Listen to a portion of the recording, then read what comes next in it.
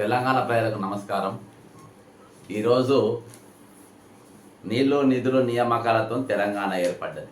గత 10 సంవత్సరాలు మరి జరిగినటువంటి అనేకమైన అక్రమాలు, అవినీతి, కుంభకోణాలు ఇవేవి కూడా తెలంగాణ ప్రజలకు ఎటువంటి లాభం చేయకపోగా పెద్ద ఎత్తున నష్టం జరిగింది.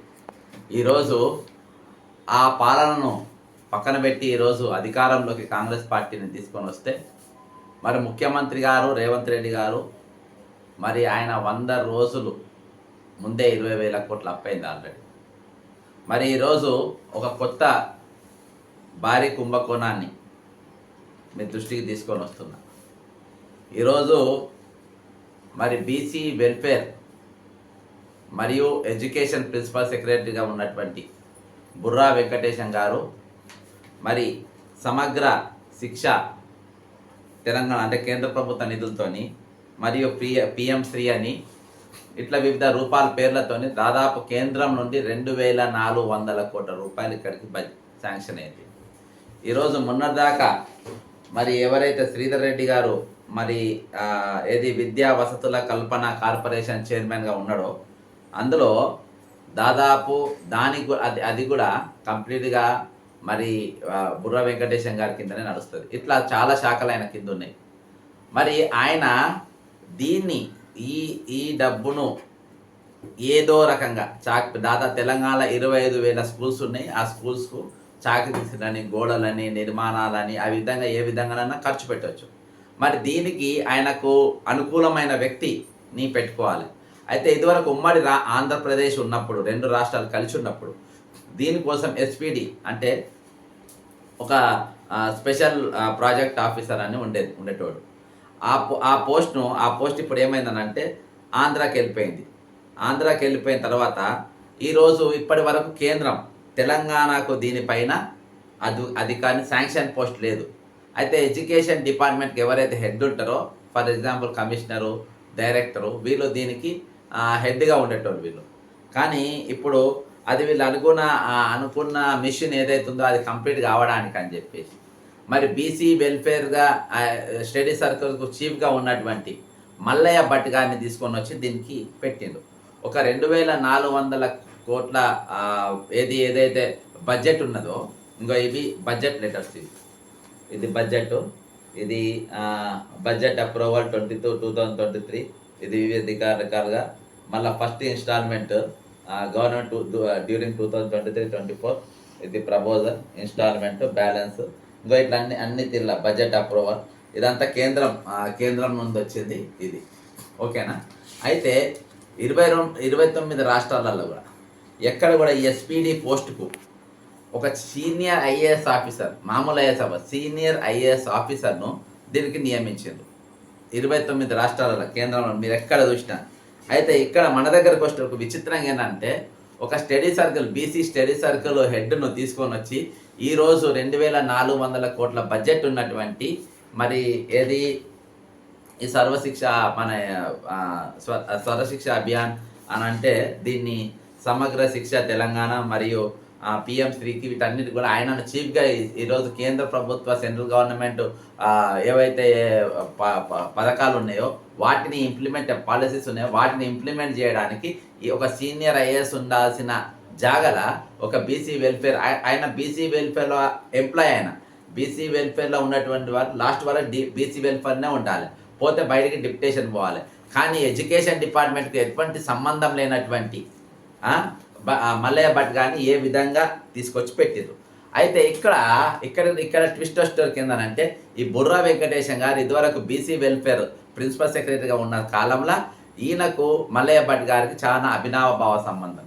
ఇంతకుముందు కాంగ్రెస్ పార్టీ నాయకులు, సీనియర్ నాయకులు, మాజీ రాజ్యసభ సభ్యులు, మాజీ పిసిసి అధ్యక్షులు మరి వి హనుమంతరావు గారు జూబ్లీ హిల్స్లో ఉన్నటువంటి బీసీ స్టడీ సర్కిల్ దగ్గర ఇందులో వసతులు లేవు, సరి అయిన వసతులు లేవు, ఇలా అన్ని సమస్యలు ఎదుర్కొంటున్న విద్యార్థులని అక్కడ ధర్నా చేస్తే వాళ్ళని తీసుకుపోయి ఆ రోజు అరెస్ట్ చేసింది. అప్పుడు ఎవరంటే ఈ బీసీలే వీళ్ళిద్దరు ఈయన ఎవరు బీసీ అని చెప్తా ఉంటారు.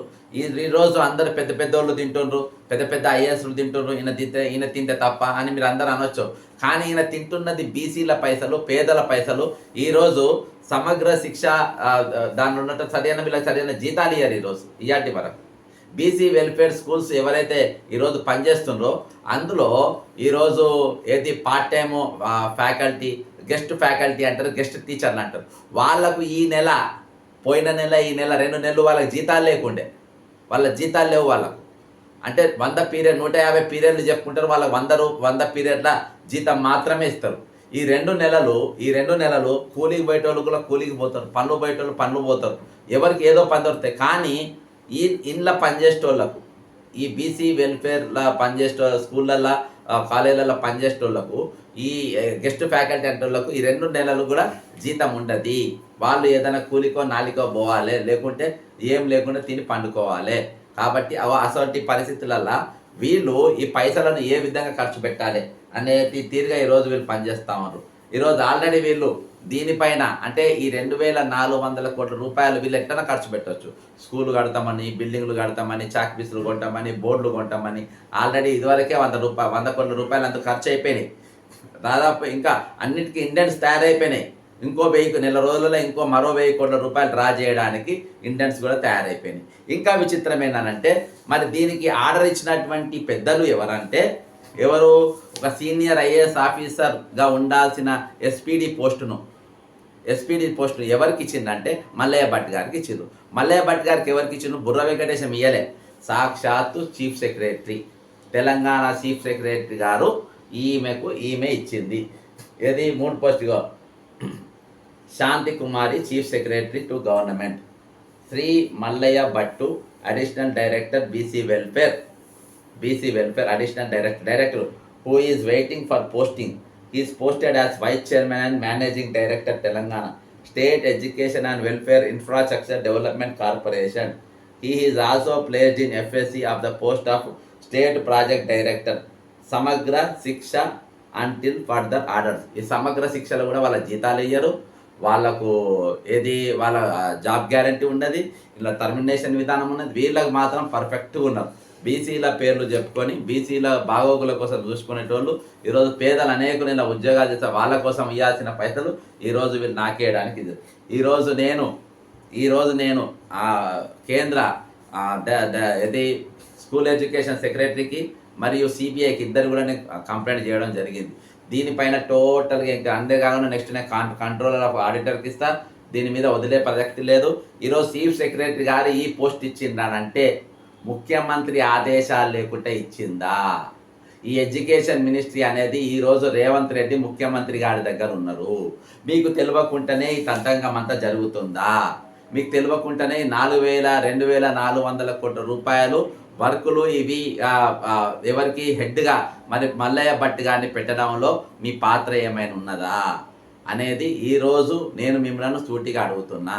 ఇవి పేదలకు చెందాల్సిన పైసలు, పేద బిడ్డలకు చెందాల్సిన పైసలు, పేద ఉద్యోగాలకు చెందాల్సిన పైసలు, ఈరోజు బీసీ విద్యార్థులకు చెందాల్సిన పైసలు, ఈరోజు పేదలు ఏది దళితులు బలహీన వర్గాలు చదువుకునే పాఠశాలలు మెరుగైన వసతులు అందిస్తామని ఇచ్చిన అవి పైసలు. ఈ పైసలు కేంద్ర ప్రభుత్వం మీకు ఇస్తుంటే ఈరోజు అఫ్కోర్స్ ఇక్కడ బీజేపీ ఎంపీలు మాట్లాడారు, బీజేపీ నాయకులు మాట్లాడు, తిట్టడానికి మాత్రం మైకులు పట్టుకొని వస్తారు. కానీ మీరు మీ కేంద్ర ప్రభుత్వం నుండి వచ్చిన డబ్బులు ఎక్కడికి పోతున్నాయి, ఏమవుతున్నాయి, ఏ డిపార్ట్మెంట్కి పోతున్నాయి, ఏమైనా సొయ్యి ఉందా మీకు? మీకేమైనా సొయ్యి ఉందా మీకు? ఈరోజు ఐటీ భూమిలో ధరణి పేరుతో నమ్ముకుంటే మీకు సొయ్యి ఉండదు. నేను తీసుకొచ్చి కిషన్ రెడ్డికి వస్తే దానికి సొయ్యి ఉండదు, బండి సంజయ్కి వచ్చి ఆఫీసులో వస్తే దానికి సొయ్యి ఉండదు. దానిపైన మొత్తం ఇప్పుడు వట్టినాగుల పిల్ల దానిపైన అపార్ట్మెంట్లు విల్లాలు అన్నీ కట్టి పడేసిండ్రు. ఈరోజు దానికి రక్షణ లేదు. ఈరోజు కేంద్ర ప్రభుత్వం నుండి వచ్చి విడుదలైనటువంటి ఈ డబ్బులు దుర్వినియోగం జరుగుతూ ఉంటే మీరేం చేస్తున్నారు? గాడిదలు కాస్తున్నారు. ఇక్కడ మీరేం చేయనీకున్నారు? ఈరోజు చీఫ్ సెక్రటరీ బాజాబ్తా సీనియర్ 29 రాష్ట్రాల్లో ఏ రాష్ట్రంలో కూడా శాంతి కుమార్ గారు మీకు తెలియకుండా తెలుసుకోండి. మీరు ఒక ఐఏఎస్ ఆఫీసర్, మీకు తెలియకుండా మీరు తెలుసుకోండి. ఎక్కడ మీరు ఎంక్వైరీ చేయండి, కూర్చొని ఇవ్వాలా. మీరందరూ ఫోన్ చేయండి. మీ రాష్ట్రంలో ఎస్పీడీ స్పెషల్ ప్రాజెక్ట్ డైరెక్టర్ అనే పోస్టు మీరు సీనియర్ ఐఏఎస్కి ఇచ్చినా, లేకుండా మా లెక్క ఒక అడిషనల్ డైరెక్టర్కి ఇచ్చిందా? వేరే డిపార్ట్మెంట్ అని అడగండి మీరు. ఈరోజు నీతి నిజాయితీ గల ఐఏఎస్ ఆఫీసర్ చాలామంది ఉన్నారు, వాళ్ళని పెట్టుకోరు. మీకు అందరూ నేను చాలా ఈయన యూట్యూబ్ వెల్ఫేర్లు ఉన్నప్పుడు కూడా చాలా ఆర్టీఐలు వేసిన, ఈయన చాలా కూడా బయటికి తీసిన. ఈరోజు లైసెన్స్ ఏమి ఇయ్యలే, నేను ఎస్సీని కాబట్టి నేను దోచుకుంటే నన్ను అడుగుతుండ్రు, నేను బీసీని కాబట్టి నేను దోచుకుంటే నన్ను అడుగుతుండ్రు. మీరు దోచుకుంటున్నది ఎవరి సొమ్ము? మీరు మేయా కృష్ణారెడ్డి పోయి బంగ్లాలు మీరేం దోచుకుంటలేరు, మీరు పేదల పైసలు తీసుకుంటే తింటుండ్రు. ఈరోజు బిఎన్ మంత్రావు గారు ఇంట్లో స్టడీ సరిగైన గత ప్రభుత్వం మొత్తం మోసం చేసింది. గత ప్రభుత్వం ఈ విద్యార్థులకు వసతులు లేకుండా చేసింది. వీళ్ళకి సరిగా వాష్రూమ్ లేవు, వీళ్ళకి ఇన్ఫ్రాస్ట్రక్చర్ లేవు, సరిగా భోజనం ఉంటలేదని చెప్పి ఆయన ధర్నా చేసి తీసుకుపోయి అరెస్ట్ చేసిన ప్రభుత్వం మారింది. మరి ఇప్పుడు ఏం జరుగుతుంది? రేవంత్ రెడ్డి గారు దీని మీద? కాబట్టి విజిలెన్స్ డిపార్ట్మెంట్ మీరు వెంటనే దీని మీద విచారణ నీకు చేయకుండా జరిగితే, నాకు చేయకుండా మల్లయ్య భట్ను ఒక సీనియర్ ఐఏఎస్ ఆఫీసర్ ఉండాల్సిన పోస్ట్ నాకు ఇచ్చినానంటే, నాకు తెలియకుండా జరిగింది అని ముఖ్యమంత్రి అని అంటే నువ్వేం ముఖ్యమంత్రి? నాకు తెలియకుండా శాంతకుమారి గారు అపాయింట్ చేసిరని మీరు చెప్తారు అదే ప్రెస్ మీట్ పెట్టి. నాకు తెలియకుండా జరిగిందని మీరు అంటే మీరు అసమర్థ ముఖ్యమంత్రి అవుతారు. ఈరోజు నేను ఎవరిని టార్గెట్ వాస్తవం చెప్తున్నా. ఈ పేదల పైసలు వాళ్ళ పనిచేసే వాళ్ళు జీతాలు లేవు, జీతాలు ఇస్తలేరు సరిగా. కేంద్రంలో ఇప్పుడు వచ్చిన పైసలు మింగేస్తున్నారు, మింగడానికనే వీళ్ళిద్దరు కలిసి కలుపుకున్నారు. కాబట్టి దీని మీదనే ఖచ్చితంగా న్యాయ పోరాటం చేస్తా. దీని మీద ఈ మొత్తం ఇప్పటిదాకా విడుదలైన పైసలు దేనికి ఇచ్చిండ్రు, ఇంకా కాంట్రాక్టర్ ఏది మన ఇండైరెక్ట్ ఆర్డర్స్ ఇస్తారంట, కాంట్రాక్టర్ల వర్కులు ఎక్కువ చెక్ చేయొద్దని ఎవరు? మల్లయ్య భట్ గారు. కాబట్టి నేను చెప్తున్నా, మీ సెక్రటరియట్ అంతా సర్వైలెన్స్ ఉంటుంది, ప్రతి స్కామ్ ఏది కూడా వదిలేది లేదు.